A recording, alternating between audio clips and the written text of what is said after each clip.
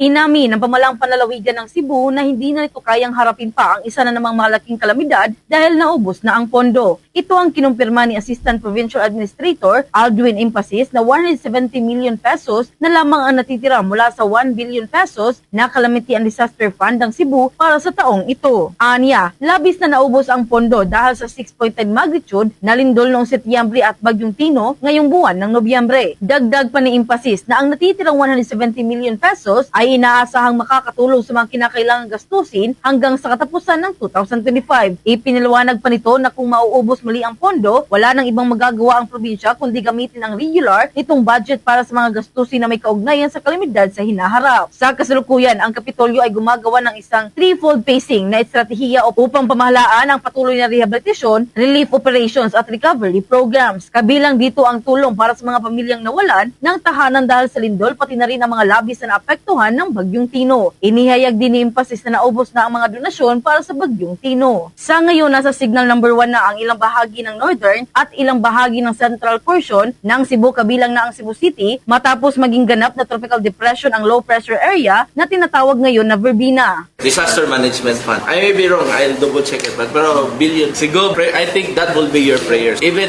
the may provincial board, 32 million sa provincial board. Sa earthquake, additional 22 million, 14 no, based on the budget process of October 16 Manila. But we send the courtesy already through the guidance also of the same globe na this fund is a people's budget and a people's plan. Mula rito sa lungsod Lawigan ng Cebu, Bombo Jonah Cañati. This is Bombo Radio Philippines, the #1 and most trusted source of news and information. Basta Radio, Bombo!